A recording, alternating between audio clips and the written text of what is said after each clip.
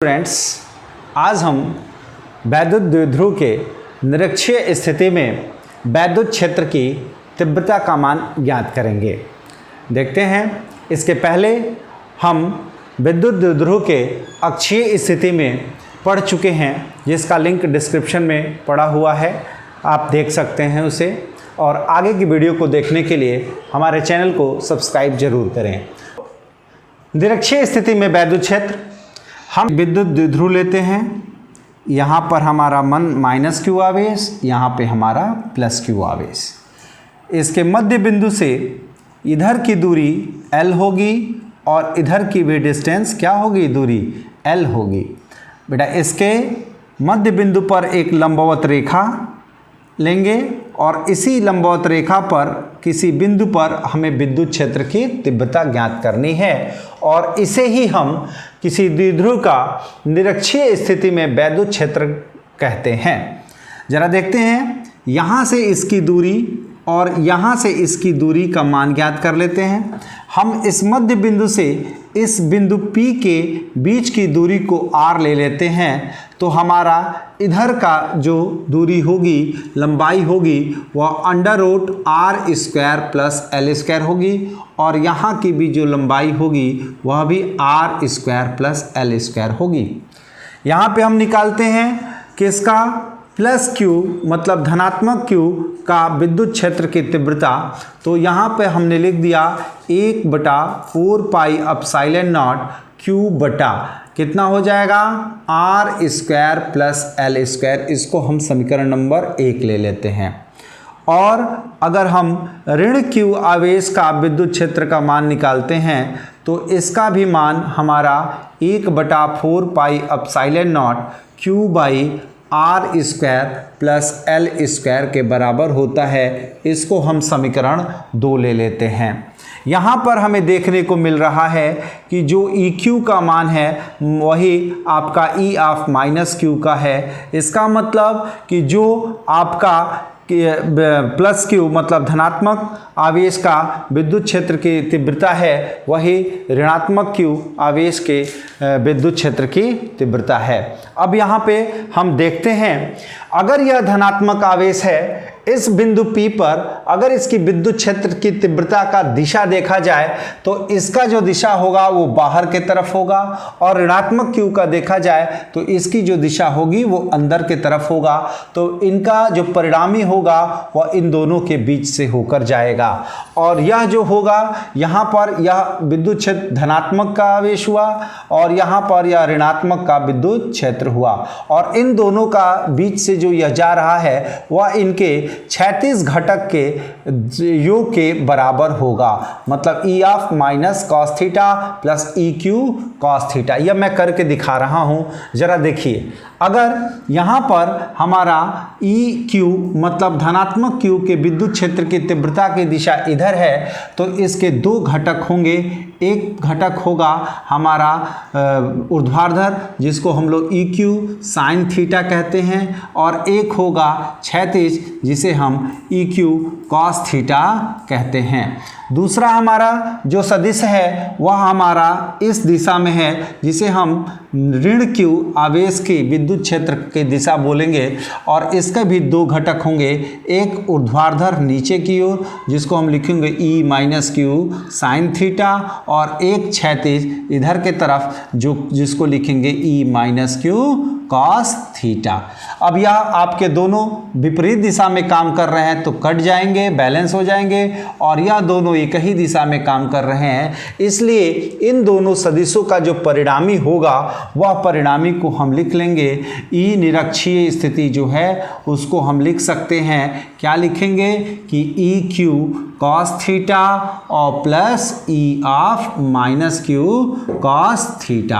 अब यहाँ पर हमने आपको बताया कि EQ और E ऑफ माइनस Q दोनों का परिमाण बराबर है, इसलिए यह जो होगा हमारा 2EQ कॉस थीटा कहा जाएगा। अब इसका मान रखते हैं तो 2 और EQ का मान हो गया 1/4πε0 Q/R² प्लस L²। अब कॉस थीटा का मान निकालते हैं। अगर इसको हम थीटा मान लेते हैं तो कॉस थीटा क्या हो जाएगा, आधार बटा कर्ण।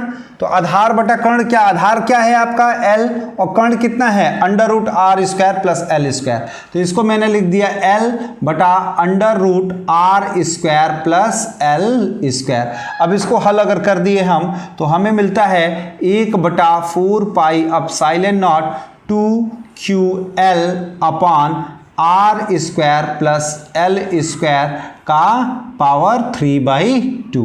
और फिर से यह हो गया 1/4 पाई एप्सिलॉन नॉट, इसको हम P लिख देते हैं द्विध्रुवा गुण, और यह हो गया R square plus L square की घात 3/2। यह हमारा निरक्षीय स्थिति में विद्युत क्षेत्र का मान हो गया।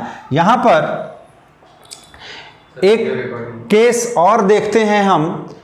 अगर हम यहाँ पर R का मान बहुत बड़ा ले लें L से, तो L को छोड़ देते हैं, तो जरा देखिए क्या होता है। E निरक्षीय का मान, E निरक्षीय जो है हमारा, यह हो जाएगा 1/4 पाई एप्सिलॉन नॉट, और ये हो जाएगा P।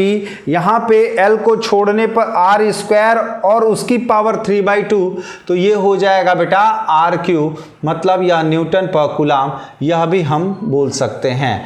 पिछली क्लास कक्षाओं में हम पढ़ चुके हैं E अक्षीय जो था वह हमारा था 1/4 पाई एप्सिलॉन नॉट और था 2p अपान आर क्यूब। तो यहाँ पर हम यह भी इस 2 को बाहर ले लिए और यहाँ पर लिख दिया 1/4 पाई एप्सिलॉन नॉट p/r3, तो जो कि यह हमारा 2, और यहाँ पर हमारा क्या हो जाएगा E निरक्षीय, मतलब कि E अक्षीय जो है हमारा वह क्या हो गया, E निरक्षीय के 2 गुने के बराबर होती है। यह हमारा बोर्ड के हिसाब से बहुत इंपॉर्टेंट है, या तो अक्षीय पूछता है या तो निरक्षीय पूछता है, या तो इन दोनों से संबंधित कोई एक आंकिक प्रश्न पूछ लेता है।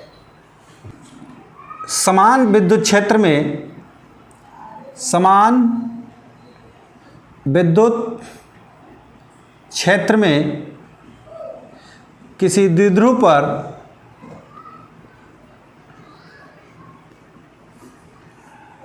बल आघूर्ण का मान ज्ञात करना देखते हैं।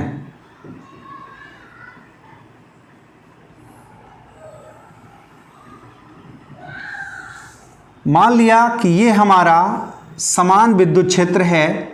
समान विद्युत क्षेत्र का मतलब इसके हर बिंदु पर हमारा क्या है, विद्युत क्षेत्र की तीव्रता का मान क्या है, समान है। यहाँ पर एक विद्युत द्विध्रुव विद्युत क्षेत्र के साथ थीटा कोण पर रखा हुआ है, तो हमें इसका बल आघूर्ण का मान ज्ञात करना है। यहाँ पर विद्युत क्षेत्र की जो तीव्रता होगी उसकी दिशा किधर की तरफ होगी, यहाँ होगी, और यह धनात्मक Q है और यह हमारा ऋणात्मक Q है। यह धनात्मक Q का जो बल पर जो बल काम करेगा उसका मान हमारा EQ किधर की तरफ होगा, विद्युत क्षेत्र की दिशा में होगी, और ऋणात्मक Q पे जो हमारा बल काम करेगा उसका बल क्या करेगा, हमारा विद्युत क्षेत्र के विपरीत दिशा में काम करेगी, जिसको हम लोग -QE लिखेंगे। ठीक है। अब जरा यह हमको पता है कि इस विद्युत क्षेत्र की जो लंबाई होती है वह 2L होती है, तो यहाँ पर विद्युत क्षेत्र का जो यह हमारा आधार होगा यह हमारे क्षैतिज घटक के बराबर होगा, अर्थात इसका मान 2L cos थीटा होगा, और यह जो ऊर्ध्वाधर लंबाई होगी वह हमारा ऊर्ध्वाधर घटक के बराबर होगा, इसका मतलब 2L sin थीटा होगा। अब हम बात करते हैं बल आघूर्ण की, तो बल आघूर्ण को टाउ से लिखते हैं, तो टाउ इज इक्वल टू हम लोग पढ़ते हैं कि फोर्स बल गुणे क्या लिखते हैं, बल की दिशा में लंबवत दूरी, तो इसको हम लिखते हैं लंबवत दूरी। तो यहाँ पे जो बल काम कर रहा है इन आवेशों पे वह बल का मान है EQ, और जो लंबवत दूरी है यह लंबवत ऊर्ध्वाधर दूरी, जिसको हम लोग क्या बोलेंगे 2L sin थीटा। यहाँ पर हम लिख दिए 2QL और इंटू E, और इसको लिख दिया sin थीटा। यहाँ पे 2QL को द्विध्रुव आघूर्ण लिख सकते हैं और इस E को E रहने दिया, तो यह हो गया PE sin थीटा। मतलब बल आघूर्ण का जो मान मान हुआ वह हमारा हो गया पीई साइन थीटा। अगर सदिश रूप देखा जाए आघूर्ण का तो tau is equal to P cross E भी लिख सकते हैं। यह हमारा टाउ का सदिश रूप हुआ, इसको हम क्या बोलेंगे, सदिश रूप बोलते हैं। अब इसमें कंडीशन देखते हैं, स्पेशल स्थितियां देखते हैं। मैं बोला स्थिति नंबर 1, ठीक है, जिसको हमने बोला केस नंबर 1। मैं बोला यदि थीटा का मान 0 हो, तो थीटा का मान 0 कहने का मतलब कि यह जो हमारा द्विध्रुव ऐसे है थीटा कोण पे, वह हमारा द्विध्रुव क्या है, क्षैतिज दिशा में हो गया, और यह कैसे हो गया, विद्युत क्षेत्र के साथ यह समांतर हो गया, तो हमारा थीटा क्या हो गया, 0। तो उस कंडीशन में हमारा बल आघूर्ण टाउ बराबर कितना हो जाएगा, पीई साइन 0, और यह क्या हो गया, इसका मान 0 हो गया।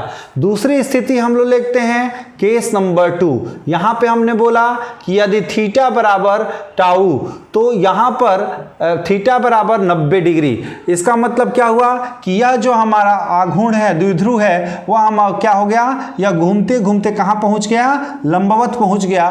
तो यहां पर थीटा का मान 90 लेंगे, तो इसका मान टाउ का मान पीई साइन 90, चूंकि साइन 90 का मान कितना होता है, 1, इसलिए यहां पर टाउ का मान हो जाएगा पीई। ठीक है, यहां पे टाउ का मान कितना हो गया, पीई।